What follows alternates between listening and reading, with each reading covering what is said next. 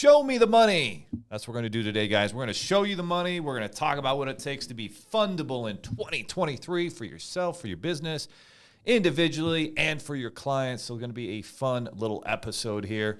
Even though I said episode 18 last time, I was lying. It was actually 17. This is episode 18. And we are almost 48 hours away from Super Bowl Sunday. So that's going to be exciting. Jillian's excited about the halftime show with Rihanna. And we're talking about whether we should bet whether she's going to, sing the song Shine Bright Like a Diamond or not, or maybe Umbrella Ella Ella a few times. So exciting things on the horizon. Don't have much to say about that one. But yeah. We our lease is up in April, and so we're thinking, should we look at it?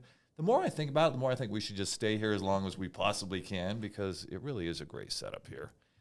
So don't ever be in a hurry to go spend more money on a more expensive office, and then there's all the disruption that happens. So I think we should take our time. Yeah, agreed. All right, so here's what we got on tap for you guys today. This is the agenda. We're going to do the top 5 steps that it takes to become fundable, business-wise, entrepreneur-wise, and as an individual. And Ty's going to talk about all the fun of getting a mortgage in today's mortgage environment. A lot of fun. So we're going to talk about funding success stories with Kevin Plank and Underamor. He's got a great story.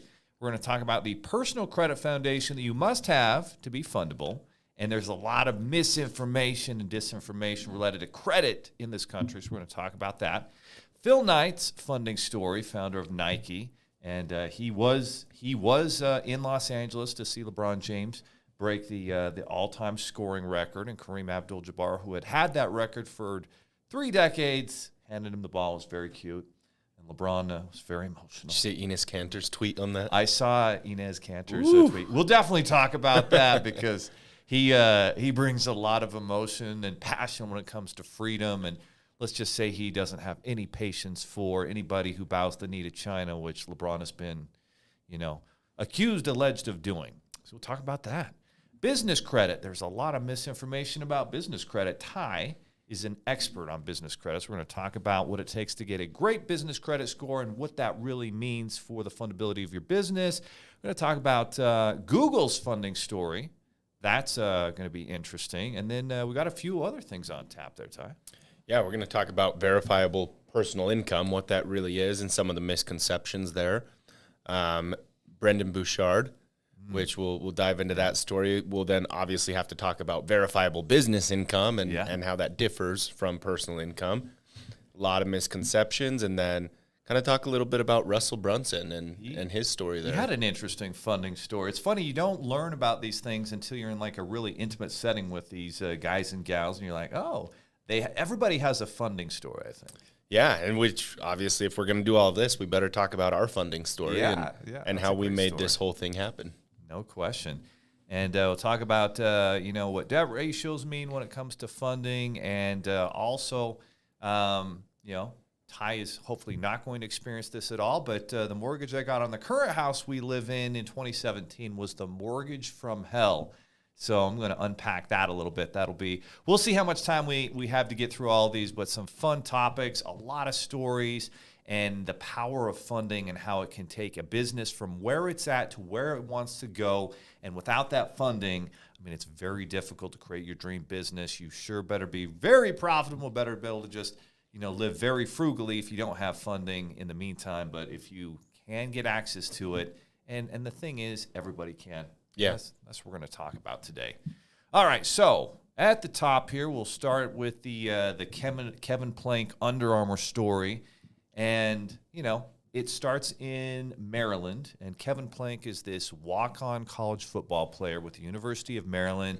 They're doing 3-a-day practices in the early days of August, the dog days of summer, and it's 80-90% humidity, and they've got these cotton T-shirts on, and it's just full of sweat and humidity, and they're just so they just feel weighed down. They feel like they're slowed down by it. And he's like, there's got to be a better, material out there. So, Ty, when you think back to when you were going through, football practice right before, the season would start and you're doing a bunch of practices a day, do you remember, any apparel that you were wearing? Did you have any Under Armour apparel? I did, Leo. I am a little bit younger, so the Under Armour generation. I still remember I was like 10 years old when that whole like they're wearing the chains, we'll protect this house, like those crazy commercials. I love those like commercials. That's kind of when my football career was starting. So Nice. I actually I did wear a lot of Under Armour throughout my football career, and it was noticeably different. When those days you'd forget it or it was too dirty and you'd have to wear a cotton shirt under the pads. And I mean, that was some revolutionary. They had some revolutionary creations when it came to not just hot gear, but cold gear as well. No question about it. And so an amazing breakthrough, and Under Armour is now the number 2, I think, sports apparel company in the world, number 2 to Nike. And, I don't think that they've made the inroads with shoes, but the apparel, I think they have just dominated it, and they've done just such a unique breakthrough. I mean, a disruption of the sports apparel industry where everything was cotton shirts that were nasty. And look at all the shirts you wear now. Everybody's copying them and using the same idea, the same type of material. But so in the mid-'90s, there Kevin Plank is, and this guy's an entrepreneur. Like, he would go and buy a bunch of roses, and for all those college students who are hoping to, hook up and get lucky on Valentine's Day, he's selling a bunch of roses. He was selling food, tickets, all these things, and so he saved up like 20 grand. And when he has this idea in the middle of football practice, he starts to find out the right material, and he realizes he's going to need like 50 grand to really develop this material. And this is a different, this is 25, 30 years ago. And so, it's a lot more money with inflation and whatnot. And so he had built a good personal credit profile, and he secured 5 credit cards for about $40,000. And he made those payments. He got set up, I think, in the basement, I want to say, of his grandma's house, something like that. And took him like 9-12 months. Finally got his first sale with the Georgia Tech football team. Then he got some sales, I think, with the Atlanta Falcons. And then just one thing led to another. And he grew and he grew and he grew. But that initial funding story, that $40,000 in cards that he used, and, I think at the time, especially at the time, financial advisors and accountants who probably never really built a really big successful business would have said that's a bad idea. You shouldn't go in debt to start a business. We talked about it last week. Mark Cuban says don't get a loan to start a business. And yet here's an example of Kevin Plank, $40,000 in credit cards, and he is a billionaire. His company makes billions of dollars a year. They have made the world better for so many athletes. All of us, right? Anybody who works out, we have this Under Armour type material that even if it's not Under Armour, other competitors have copied it. Like, he really made the world a better place as an entrepreneur, and it started with that initial funding. Yeah, no, I actually prefer their golf shoes to Nike, to FootJoy, to some of these other big name brands. Really? And they're the main sponsor for Jordan Spieth. Like, they're really making a splash in the golf space too.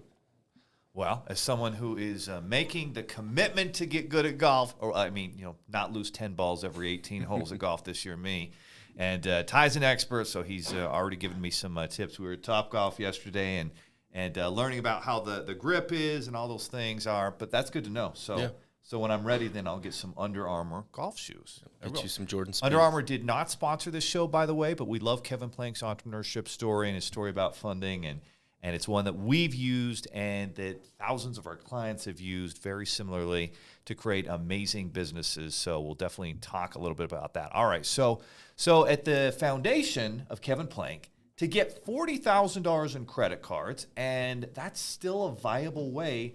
Like, if you're not going that route, like, what other options are there if you're a brand new business owner in 2023? There's not a lot. I mean, truth be told, Leo, you go to the bank and you say, hey, I need a loan for my business. They say, great, let's see your financials. Well, I'm not in business yet. Okay, that's like a 14-year-old going to the bank and saying, I need an auto loan, right? There's nothing there to base it off of. It's not going to happen. So, you can go to the SBA, give them your very best shot as a pre-launch, pre-revenue business. You've got to have 20% down. Yep. You've got to have a really good, strong personal credit score. You've got to have a phenomenal proof of concept. It has to be in the right industry. And even then, less than 10% get that startup SBA loan. We're not talking about like a franchise. That's a little bit different scenario. A standard startup SBA loan is just very, very unrealistic. Very hard. You're not getting a business loan. You're not getting a business line of credit. So you've got a couple options. You can borrow money from a friend, family member. and kind of commingle things there. I don't know if I'd ever suggest that unless you really, really, really believe in what you're doing there. Or number two, you can leverage your personal credit and get a personal loan or personal credit cards, but there's no such thing as a 0% interest personal loan. There's not. You know, I remember the first time I learned about the startup SBA loan, and we were pretty young in there trying to build the business funding marketplace we have, and there was this guy, really nice guy, and he had worked at this company, and he had built up his 401k to like $100,000, and that was what he needed to get this franchise off the ground. And it was not Starbucks, but it was a coffee shop type startup, and it was going to be in Ogden, just north of Salt Lake City. And just the nicest guy in the world, and he needed another $20,000, $30,000 in working capital, which we were able to get him with some 0% cards. But he got the $100,000 SBA loan, but the only reason he got it was because they took his $100,000 401k as collateral. And like, okay, yeah, if you don't pay the loan back, we'll just keep your 401k. So it's almost like, hey, here's $100,000. Now you give me a loan for $100,000. Is that even a loan? Yeah, that doesn't make a lot of sense. Is that even a loan? I mean, I guess that is another way. You can liquidate an IRA or a 401k. We have teams that can do that, help you get it tax and penalty free. Now, not saying that's the best way, but that would be considered another option. No question. So at the beginning, you know, as an entrepreneur or just someone who wants to get their money right, your personal credit plays a big role. What do you think some of the biggest misinformation things are that are out there when it comes to personal credit? I would say the very first thing that I hear day in and day out, number one, no lender gives a rat's ass about your Vantage score. I'm sorry. Those free Vantage scores you get, I'm not going to name it. Credit Karma. There you go. That's a big one. Great company. Awesome. Doing really, really good things. I'm going to say the score that they give you is a Vantage score, and no lender will look at a Vantage score when they're making a decision on what to give you for funding. It's so funny, dude, because just like 2 days ago in our Slack channel, one of our big strategic partners was like, hey, this client has a 705 from Credit Karma. Why are they getting declined? This is bullshit. I'm like, okay, hold on. Let's look at it. And I looked at the report, and actually Experian FICO score was giving him a 609, and he had like 4 collections for like $10,000. I'm like, well, actually that Vantage score with Credit Karma is not accurate. Every lender goes off of the FICO score. So when you're talking about personal credit, I guess the first place we should start is a good one where you have to identify Vantage scoring. Doesn't mean that much. FICO score means everything, and most lenders are going off of FICO. FICO 8, FICO 9 is kind of the version that they go off of. Vantage scoring is just not very accurate, and that's not what lenders use. Exactly. That's probably the first step, the first point of advice I would give is know and understand what your lender is going to be looking at so that you can get the proper reports and know how to actually build your credit and actually see what they're looking at. So step one, get the right report. The second aspect of personal credit where I think there's a lot of misconceptions is, yes, inquiries do have an impact on your credit to an extent, but so many people are so freaked out about inquiries when in all reality, inquiries only make up 10% of your credit score. It's a very, very small credit factor. They only stay on your credit for 2 years. And what I've been noticing with lenders, Leo, is they really only care about those denial-based inquiries. As long as an inquiry is resulting in an approved open account, within a few months, that approved open account seems to outweigh the negative of that inquiry. Denial-based inquiries are the ones you need to be careful about. Yeah, no question about it. And we've talked about this. Loan officers across the country have done a wonderful job of making people feel like, oh, credit inquiries are going to ruin my life and just trash my credit score, and you're going to screw me forever. How dare you give me an inquiry? And they've done a wonderful job at that misinformation of making people feel like, oh, I can't ever have a credit inquiry. And then there's this idea that I can actually get financing without a credit inquiry, which is just not true. You're only going to get a loan, a line of credit, a credit card, a business, any type of financing with a hard credit inquiry. And hard credit inquiries make up 10% of your credit score, as Ty said. So yes, you want to be, judicious in taking credit inquiries that are going to lead to approvals. And hopefully you can work with someone where you can get a free pre-approval that doesn't ding your credit. You know what's interesting? Like the mortgage industry, it still seems like they always say, oh, it's a soft credit pull to get pre-approval. It always ends up being a hard. I don't know. Yeah. And they're so heavily regulated.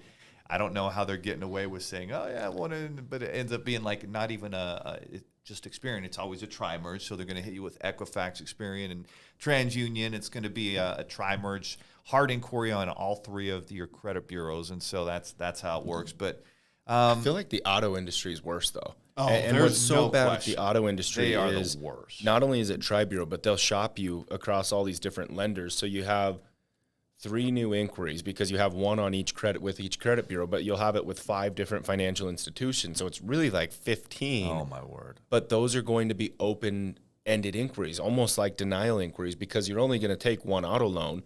Now you have all these other inquiries that aren't tied to an open account. That it's not the end of the world. Like I've had things like that happen, and if you're trying to get a home loan or something, you have to write up letters of explanations and whatnot. But I hate when auto dealers do that. There are auto loan brokers that are just so irresponsible and unknowledgeable, and they're literally shotgunning your information out to like 5 or 10 different lenders when it's like, dude, you should know. Like if you look at their credit and their income, you're like, oh, this is going to be the best lender for you. It's going to give you the best rate, the lowest payment, or at most maybe 2 lenders, but 5 to 10. I mean, just irresponsible, lazy auto loan brokers out there that do that, and we see it all the time. And then we have to go through and get those removed because they weren't authorized in the first place.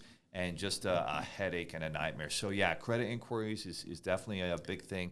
Have you seen this where someone's like, I have always made my payments on time, and they automatically equate, well, I always have made my payments on time, I should qualify for the best? Yeah, we hear that a lot. But the problem is when they say, I've always made my payments on time, you look at their credit history, it's like all you've ever had is a student loan from 1990. And it's great you've paid that on time, but you have maybe a little bit of installment history, but you have 0 revolving history, and that's the problem there. Which brings us to the next point when we talk about breaking down personal credit. The biggest factor with your personal credit score is your utilization. Oh, yeah. And in order to have that take effect, in order to have utilization, you have to have revolving credit accounts. Revolving credit meaning as you pay the debt, it becomes available again, like a credit card. Right, a loan, an installment loan, is not a revolving credit line because when you pay that loan back, it disappears. Yeah. So utilization is what % of my available credit am I spending? If it's a $10,000 card and I'm spending $5,000, that's 50% credit utilization. The quickest way, that's about 35% of your credit score, Leo, is made up by your credit utilization. So the quickest way to improve your score, if you have high balances on a credit card, is to get your utilization down. They say below 30%, but the lower you get it, the higher your score is going to go up. However, brings me back to that point, if you don't have credit cards, you don't have revolving lines of credit, you can't build history with revolving credit lines, and you don't have a utilization because there's nothing there. So that's I think a big part of the misinformation. Oh, I've always made my payments on time. I should qualify for the best mortgage rate, the best business loan, et cetera, et cetera. But then we look at the credit. Well, actually, you've got $20,000 in maxed out credit cards. So yes, you've always made your payments on time, but actually to lenders, because your utilization makes up such a big percentage of your credit score, and whether lenders are going to approve you, they're like, no, your credit is tapped out. Your one missed payday from defaulting on like 5 or 6 different accounts that you've got because your credit is maxed out. And so that big aha moment for a lot of people that they don't teach us anything about credit in school. They still don't. And that's why we have the Credit College platform that we give out for free to everyone who applies for funding, any of our partners. We want them to spread that information so that people understand how credit works because it impacts your life big time. And so, number one, you must have credit cards or your credit history is incomplete. And number two, making your payments on time, very important, but also keeping your balances below 30, 40% of the limit of your cards is going to keep your credit score high. If you start going above 50%, 60, 70, you're going to see a lot of declines, and your score is going to be actually too low for most people to actually qualify for the best rates of a mortgage, a business loan, card stacking, whatever it is. And guess what? Just because your mother added you as an authorized user on her account when you were 18 years old does not mean you have credit history. It's not like it used to be. You've got to get your own accounts. You can't piggyback off your parents or your spouse anymore. You have to develop your own history nowadays. So that's another bit of, I'm glad you brought that up. That's one of those big misinformation things out there. You've got these credit repair companies that they'll fix someone's credit, but then there's no strong account. So then they'll sell you, hey, pay me $2,000 for some authorized user accounts. I'll put a $30,000 credit card with 10 years of good history. That's going to be really great for your credit. And that type of thing used to work maybe 10, 15 years ago, but it does not work anymore because lenders know that those are authorized user accounts. The credit bureaus do not give you hardly any credit for an authorized user account. It must be an individual account that you qualified for individually, or at worst, a joint account that you and a spouse partner qualified for together. But if it's just an authorized user AU account, that really does not count for much. Not anymore. The one last piece of advice I do want to give on this, because and for some of you, this might seem very, very elementary, but I run into this enough that I hope someone's listening that it can impact. When you're going out to get a new car, you do not have to go through financing with that dealership. They may be able to shop you a million places, which probably will hurt your credit. What I suggest you do is you go where you have a banking relationship. Yes. Go directly to who you bank with. Say, hey, I'm interested in getting a car. I'd like to put it through you. Can you get me a pre-approval? And then when you go to the dealership, bring that pre-approval letter with you. Say, hey, I already have financing secured. Do not touch my credit. Here's my pre-approval. Oh, I probably wouldn't give them that pre-approval. I don't want them to know how much I can actually spend. So keep that close. Don't tell them that actual number. Or they'll max you out. Exactly. But let them know I'm already pre-approved. I've got my own financing secured. You're not going to run my credit. I've got that handled myself. Exactly right. So, and also with auto loans, it seems like for whatever reason, it's almost always a credit union that gives you a better rate and a better deal than a bank. Have you seen that as the case? Absolutely. Occasionally, banks will do crazy promotions. Like you can catch them every once in a while, but I think every single auto loan, including the one I got a few months ago, has been with a credit union. I agree. Auto loan, boat loan, any of those type of vehicle type loans, your local credit union is almost always going to have the best deal. And so having a relationship with that local credit union, a great place to go. That way the auto loan broker is not shotgunning your application out to 10 different lenders and digging your credit up, but working with that local credit union is smart. When it comes to mortgages, I feel like you need to have a trusted mortgage broker who has all of the options and can get you the best deal. Again, if you go to the local bank, it might just be one or two mortgage products. It might not be the best deal, but if you're dealing with a mortgage broker, I feel like your odds for a better deal are higher. What do you think about that? Yeah, 100%. The only outlier I've seen with that is if you're building, like in a development,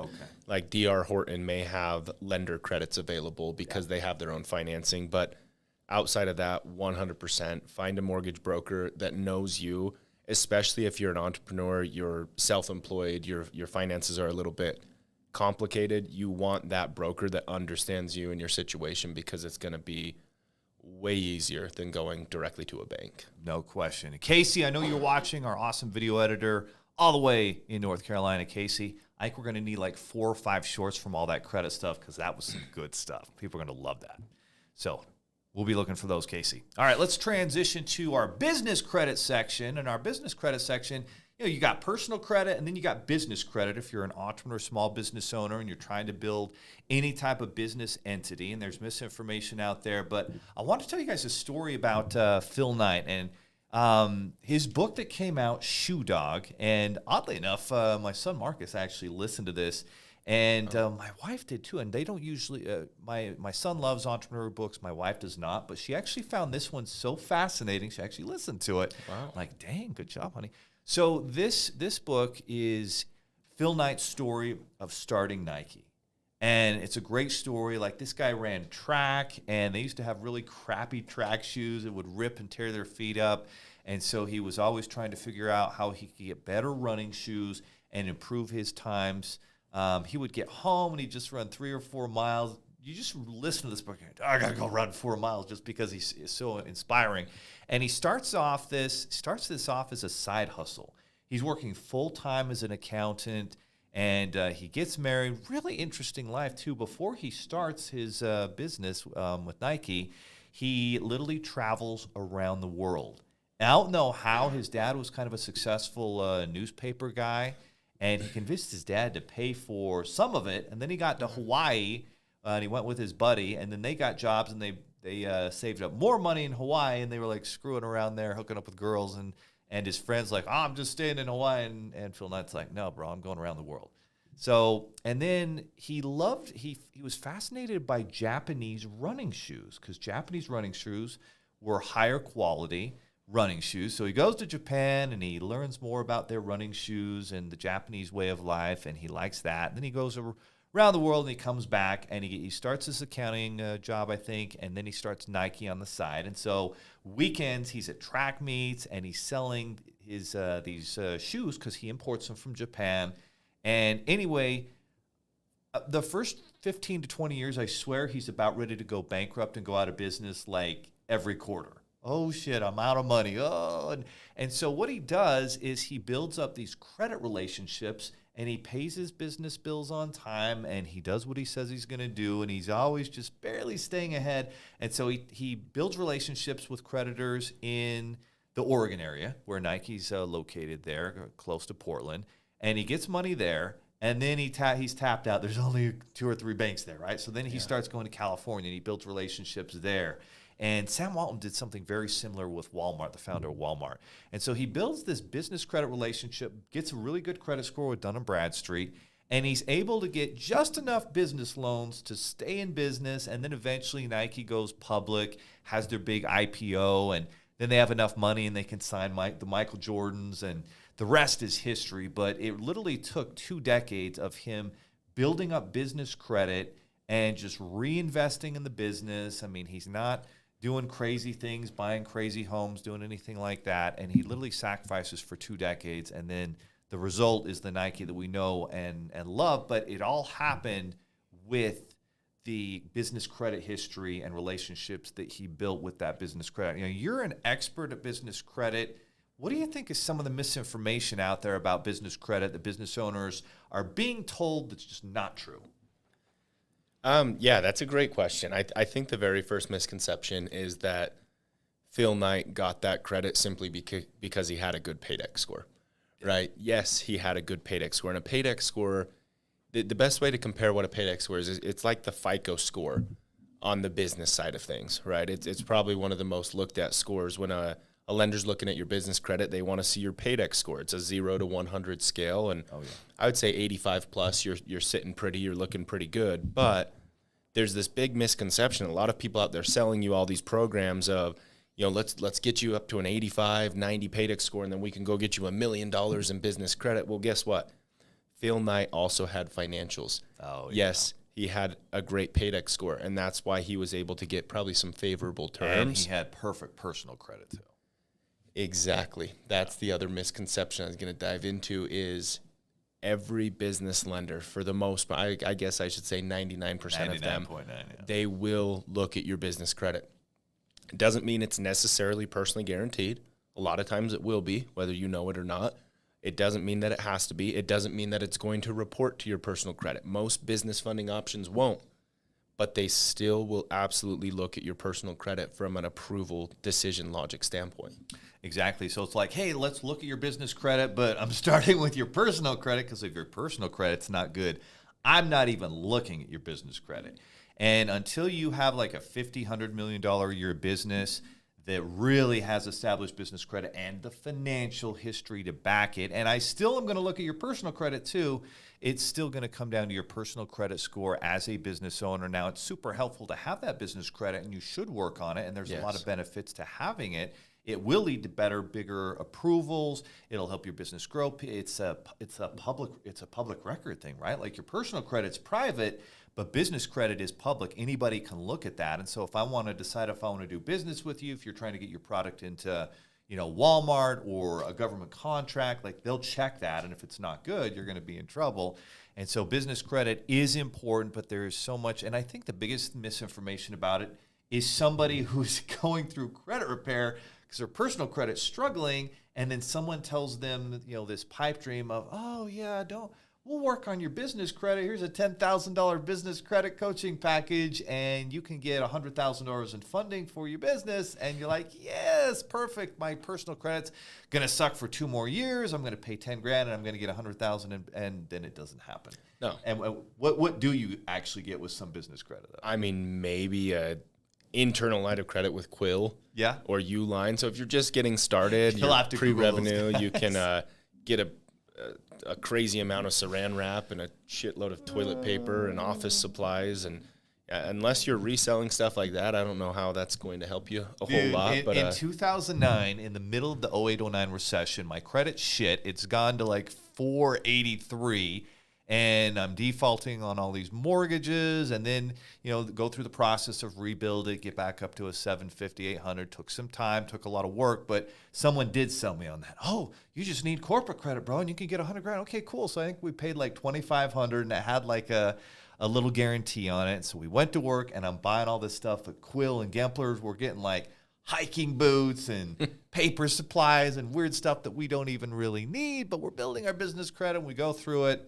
And here's what we ended up getting. We did get a $7,000 business credit card with Amazon. Wow. So we could buy stuff on Amazon for the business. We got 5 gas cards with Chevron, Flying Exxon, J. Flying J. Yep. Okay, great. I guess we can finance our gas.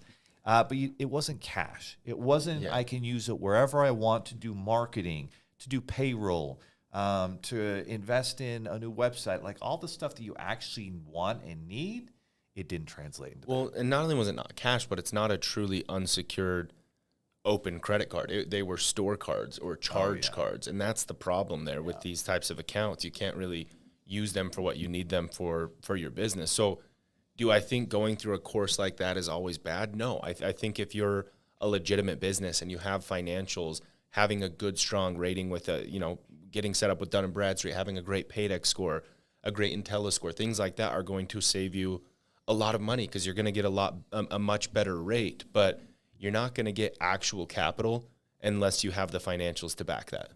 Just not going to happen.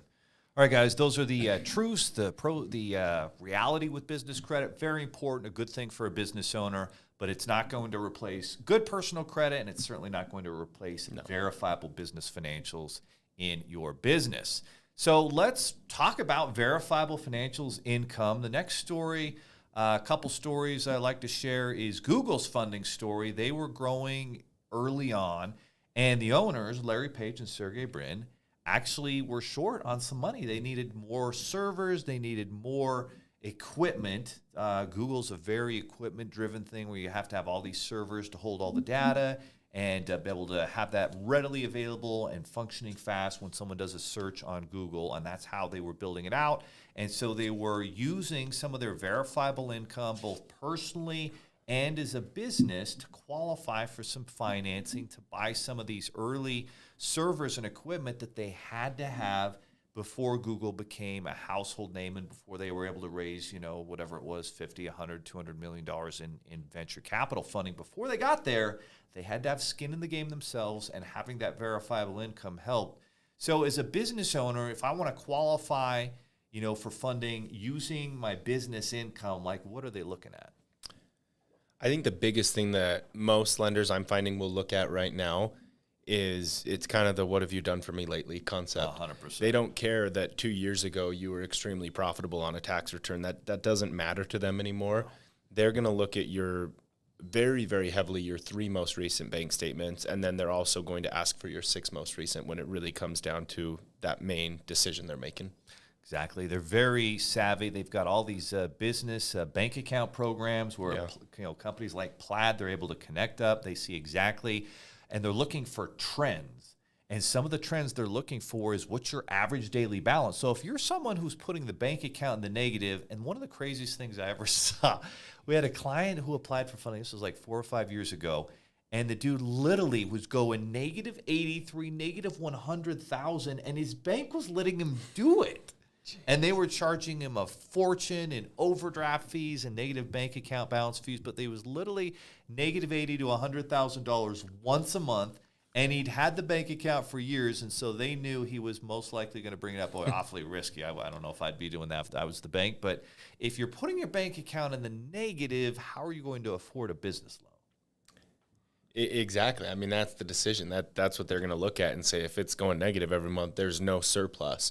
I don't care what you're using the loan for, you're not going to be able to pay it back right away. And where I have seen this kind of get a little complicated, Leo, is people that are now doing this profit-first strategy, And so they have, 5 different bank accounts that the money's all going into, and the lender says, connect your business bank account. And it's like, well, I got 5. Exactly. And so they connect their main that it all comes into, but everything's going out. So it doesn't look great. So if you are doing that strategy, I would suggest you create a really, really good plan with a funding professional to condense those into one PDF with all of your accounts there. And instead of just blindly applying, I would contact the lender, say, hey, here's the exact situation. Here's all 5 accounts. We are actually very profitable. We just disperse it differently. So it's kind of putting that together before you just go blindly apply with a lender.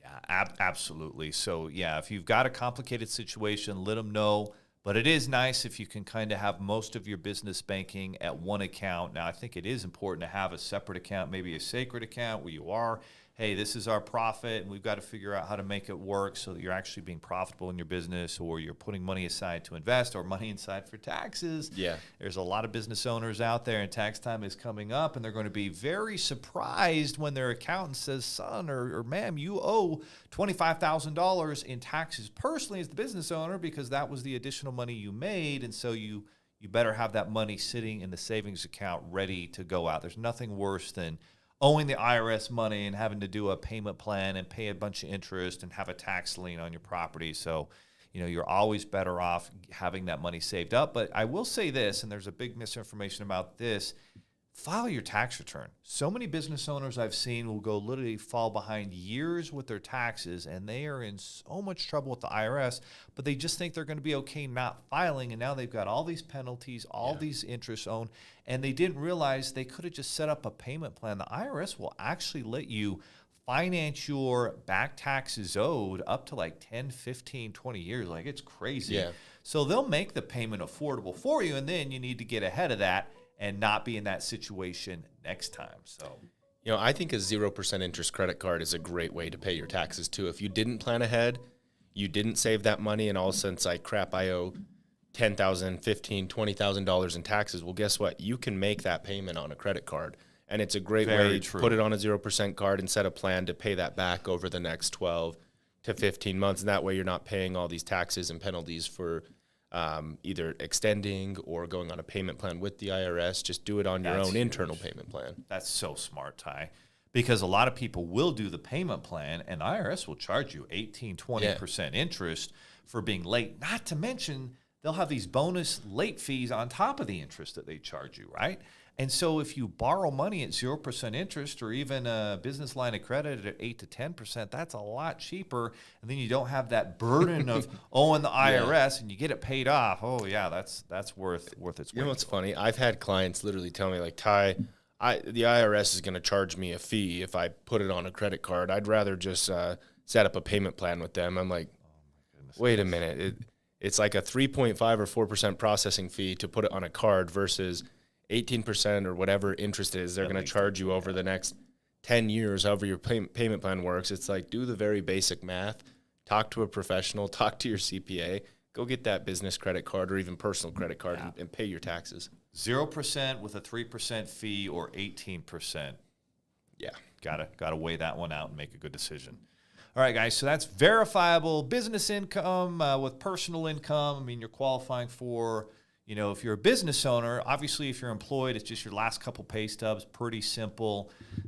Give out that W-2. But if you're a business owner, they're looking at your personal tax return 1040 for a mortgage, car loan, and they're looking at that bottom line adjusted gross income number that is your actual net income. So what can be tough for a lot of business owners is they have some depreciation, some other expenses, maybe they're real estate investors, and they really made a lot of money, but because they had depreciation expenses that wiped out that income, now they show no income, and it gets really tough for them to qualify for any financing. And so if you know that, as a business owner, you're going to be looking to buy a house in a year or two, and maybe you're expecting the market to come down a little bit. It's come down in the last year, and you're looking for that opportunity. Well, you should plan on showing more income so you qualify and get with your mortgage brokers so you can actually buy that property.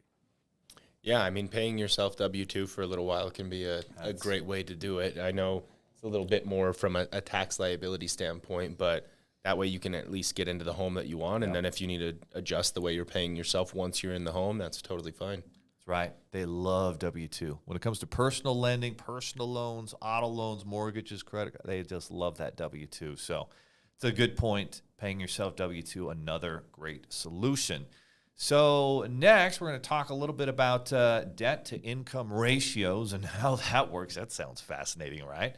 But before we do, just a couple more funding success stories. So I remember we were sitting there at ClickFunnels, and Russell Brunson was doing a training, and he was talking about creating profitable sales funnels. And it's funny, we just did a training for that in our community on Wednesday in Funding CEO Academy about sales funnels.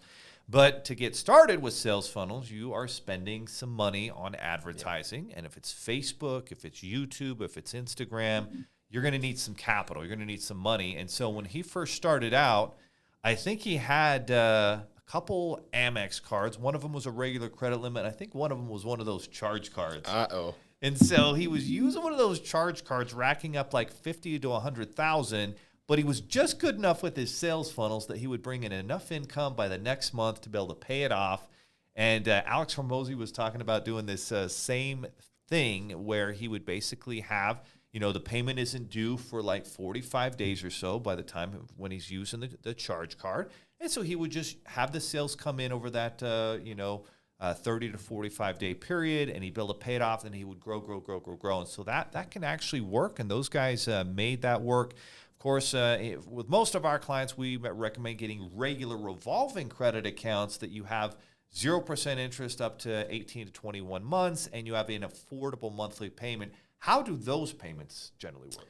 Yeah, so those payments on a true open-ended revolving credit card, the way it works is you have a minimum required monthly payment that's usually about 2 to 3% of your balance.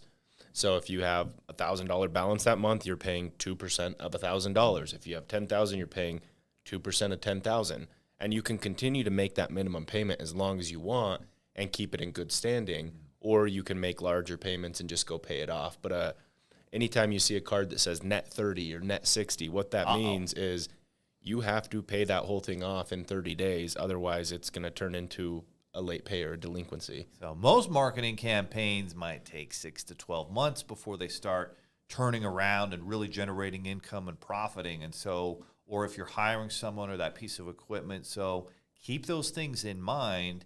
If you put yourself in a bind, and I just will never forget this, one of my old business partners got like one of those Amex cards and charged up it's like $65,000, $75,000. And I'm like, bro, don't do that. Don't do that. Get a regular one with a regular revolving, make that payment affordable. Because if you get in a bind, you're screwed. Of course, he got in a bind, couldn't make the payment, and really hammered his credit with late payments because of it. It's funny how people like to flex that card too. Like I see that all the time. Like, got the Amex Platinum, dude, no limit. Don't have a limit. It's like, oh, nice, dude. That's because you have to pay it off next month in full. Of course you don't have a limit, but your limit is whatever you can afford, I guess. Oh, my goodness, yeah. It's crazy. So, be careful. Don't do that.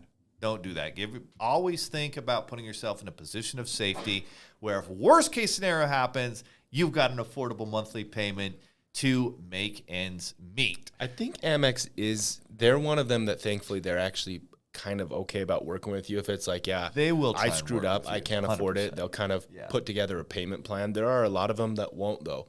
You have to be really careful. If you have net 30 terms and you're not ready to pay that thing in full in 30 days, they can report it as late payments, report collections. Like, be really careful with those. And what I've seen them do is they'll be like, all right, you owe $30,000. Well, I need 3 payments of 10 over the next 3 months. And then if you don't do that, you're basically in default. And then they'll start piling up 30, 60, 90-day lates, and your credit will tank. And then you get hit with fees. And then the other thing that happens that people don't know is once you start defaulting over here, well, all your other credit card companies and lenders, they're getting an update on your credit report every single month because they'll cut your credit or close your account out when they get scared and start to see a default in other places. Yeah, and it messes with your utilization too because your limit is essentially your balance. And I see that on credit reports all the time where it's like their limit's $3,427. What's going on? It's like, oh, okay, it's that stupid charge card. So it looks like it's a 100% credit utilization because that's what they put on the card and that's currently the balance. That's and so it can get really messy that way too. So I mean, if you are going to use one of those, that's fine, but pay it off every single month a few days before the due date so that it actually reflects in reports. Very, very good point. All right, let's talk about our story when we funded this business. And we've used different strategies to fund it, but the initial funding strategy is actually very, very interesting because we were coming from a previous business, and to leave that business, I basically took like it's actually about $150,000 in existing debt from that business that I had to take with me to the new business in order to leave that business.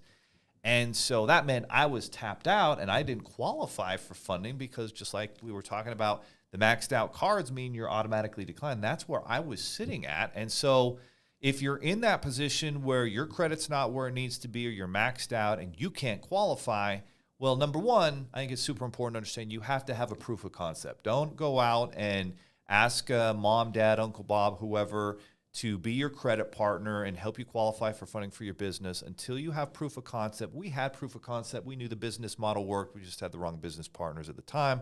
So we started over, had the right setup this time. We knew the business model worked, and this time we did it much smarter. And then because I'd had some success already, I went and was trying to think who could help me. And bless her soul, my mother-in-law, Norma, actually stepped up as a credit partner. We got $65,000.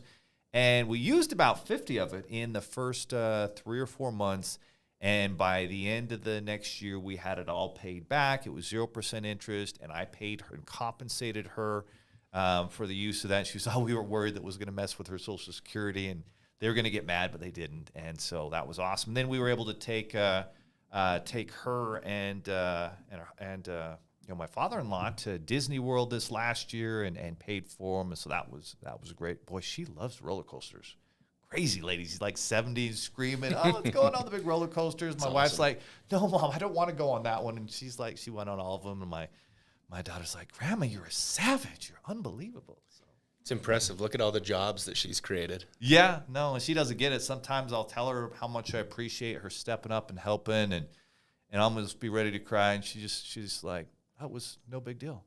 It was a pretty big deal. It's literally probably equates to thousands of jobs, not just the jobs for us, but the people that we funded because she was willing to step up. Like literally that woman, because of that investment, has created thousands of jobs. I know. It's incredible. God bless her. All right, so that's our story. But then you always want to position your business to qualify for future financing. So once we got that paid off, all right, let's build our business credit. Let's manage our personal credit. Let's have more lines of credit. So as an example, like I remember we got an initial business card for $10,000. It's now up to $102,000 limit. And so we're always taking steps. The time to get access to money is before you need it. Yeah, and that's actually where my story comes in, Leo, because starting out, yes, I would consider myself your business partner, but I was kind of doing my own thing because I still had my bills. I was still selling for another company. And as I was realizing, like, you know what, it's time I go full-fledged with Leo. I wasn't full-fledged from the very, very get-go, so I need to get some skin in the game. We made an agreement with how much equity I got, and guess what? I had to pay for that. And I didn't have that money at the point sitting in a bank account, but I had really good, strong personal credit. I don't know if you remember this, but we put, I think it was initially, you helped me finance out a lot of it internally, but I think I had to put like a lump sum of $30,000 or something on a credit card, and I put that on a 0% card. Oh, that's right. And paid that down over the next 12, 13, 14 months, and that's how I actually got skin in the game and got started with us. I am an example of someone that used a 0% interest credit card to start their business. It's what we call creative financing. When Tony Robbins says you can find the money, people can't always find the money, and that's why we exist, to help them find the money. And if you have clients that you're trying to find money for them, I mean, that's one of the biggest objections that we see. If you're a coach, consultant, trainer, marketing agency, and I mean, that's what you see all the time is you run into the money wall. As one of our partners, Stephen, always says, you run into the money wall, and there's options and solutions they just don't know about. Yeah, and you have to be open to them. Like I had a rep come in here today, Leo, that said, so-and-so doesn't want to move forward because they only want a business line of credit. It's like, hang on, wait a minute. First and foremost, that person's probably over 50 because, no offense, I don't want to offend you, but it's that older generation that is so consumed, it's got to be a business line of credit. Well, answer me this. What can you do with a business line of credit that you can't do with a business credit card? You can pay interest on it, but the card might be 0%. You can pay interest and not get any cash back or points because that will happen. Not only that, but you can get charged every single time you draw against it. So why on earth would you want, unless we're talking about like a multiple six-figure business line of credit. That's where it's a little different because you're not going to get that in a credit card. But for someone looking for $30,000, $40,000, $50,000, get over the business line of credit. There are so many more things you can do and so many more advantages with a business credit card. You've got to open your eyes to that. And I think the biggest fear that they have is, oh, I've got to buy this piece of equipment and they won't take a card, or I've got payroll. And the cool thing is that people don't know is we've got a cash accessibility program where you can access 90 to 95% of the limit and keep a 0% interest rate. And I'm not talking cash advance. We would never promote a cash advance and pay that higher rate. So you're keeping a 0% interest rate. You're accessing it cash. It comes to your bank account, minus a small service fee, and it works. And the cashback thing is so huge. And this is where it's funny. We were talking to this mortgage guy yesterday, and he was talking about this type of mortgage where the whole thing's a home equity line of credit. And a lot of people would get in trouble with that. But people that are disciplined with their money can win this money game so big. And so for us, it is I pay all of my bills with one credit card, or sometimes some of the other ones just to keep them active. Yeah. And we pay all of our bills business-wise as much as we can with a business credit card. Tell people why we do that. Well, there's a few different reasons. I would say the number one reason is we're getting free money. Right? And you can get strategic about that. I do something similar to you, Leo, but I do have one card. I put all of my fuel on because I'm getting 4% cash back on fuel. Smart. We have one card we do all of our groceries on. We have one card that, well, right now it's Discover because you were able to unlock the 3 or 4% cash back on Amazon. Who do you use for the fuel card? For fuel, there's some variables there, but almost always the Chase. The Chase Inc. I always do fuel on because you can get phenomenal rewards.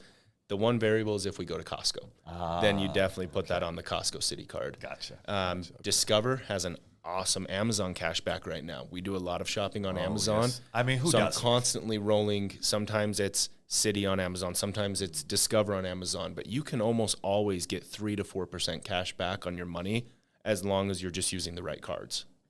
And that's huge. So, I mean, you think about it. Let's say your business has $1 million in expenses. That might generate $20,000, $30,000, $40,000 in free money. I know some of our clients use it to pay health insurance for the whole company. They take the company on a trip. There's so many amazing benefits by using these cards for your business. And then personally, the same thing. Yeah. Not only that, too, but another one, Leo, with credit cards, I actually felt fairly scammed. I bought tickets to go to the 49ers-Dolphins game. Oh, yeah. I went to the game. The tickets worked. It was awesome. But I paid an extra few $100s for me and my friends to get sidelined. But we got to go down on the field afterwards and be part of the post-conference and whatnot. But guess what? Those tickets were fake. And if I were to wire money to someone or spend cash on those, I'm stuck. If they are not willing to give me my money back, there's nothing I can do. However, because it's on a credit card, I was able to do what's called a chargeback. Now, you can't get reckless with chargebacks. It has to be... Got to be legit. You legitimately were scammed. Yeah. Exactly. But because I was able to talk to the 49ers staff, and they ultimately said, yeah, there's no such thing as what you were sold here. I had them take a little picture with me and get all the proof, but I sent that into Chase, and they gave me my money back. And guess what? If I did that on cash or wrote a check or did a wire, that money's just gone. Even a debit card, it'll be 5 times more difficult, and you'll be jumping through hoops. You'll be on hold forever. You'll be transferred to 10 departments. But that's just the magic of using that credit system that our country has built out, and that's why wealthy people use credit cards, but they don't pay interest because they pay it off before they're charged interest. And I used to think from the day that you do it, then you're charged, but it doesn't work that way. It's actually about a 30 to 45 day delay. It might even be 60, depending on when you charge the card, that you're not paying interest on, and you'll just check that balance, and here's your balance from the previous, and you just pay that every month, and you never pay a dime of interest. Most of them will show you there's a statement balance and a current balance. Yep. You just clear the statement balance every month. Yep. Exactly right. And that, my friends, is smart money tactics that smart money business owners are using. That's what we teach our clients. and partners and our team every single day is use these smart money tactics, and amazing things, can happen that way. And one of the biggest questions we've gotten over the years is, all right, I've got all these credit cards, loans, I've got investments, and I have to log into 25 different websites to manage them all. Oh, that's really annoying. Is there some kind of solution for that? There is, and it exists right here. If you go to myfigures.com, you can actually connect not just your credit cards. Of course, you can connect all your credit cards, but you can connect your bank accounts, your mortgage accounts, your investment accounts to get all of your money in one single platform and to manage all of it, to see your transactions, to set financial goals, to create budgets, to separate personal and business. It's all right there. Myfigures.com. Go get your money right. Win the money game. Build that net worth up. Everybody, enjoy the weekend. Wait, before we go, Super Bowl. Who's winning the Super Bowl tonight? This one is hard. This is one of the hardest Super Bowls for me. But I finally made up my mind. What do you got?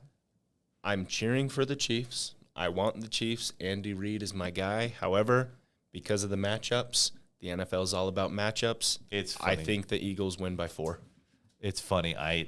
That's pretty much sums it up for me too. I love Patrick Mahomes and I love Kansas and Andy Reid. But yeah, at the end of the day, I feel like Philadelphia just has more talent everywhere, and they're just a slightly better team, and that they're probably going to win the game. I think they'll jump on them early. It's going to be 31-27. Bet on Eagles scoring more the first half. Bet on the Chiefs scoring more the second half, but it won't be enough. The Eagles will win. Yep, I can see it. The only X factor is if somehow the Kansas City defensive line, that Jones dude steps up and they stop the run, they get some pressure on Hurts, and Patrick Mahomes has a chance to win at the end with like 30 seconds. That's the only way I see him winning, and it has to kind of work out just perfectly where weird stuff happens. And that's the thing. Like, you never know, that weird bounce, that weird thing, that special teams play that you didn't see coming. If something like that happens for Kansas, that's going to help. But other than that, I agree. I think the Eagles are probably going to win. Yeah. All right, guys, we'll see what happens. God bless. Have a great weekend. Hope you enjoy these smart money tips to get your money right as a business owner, and we'll see you next week with next week's episodes. And you can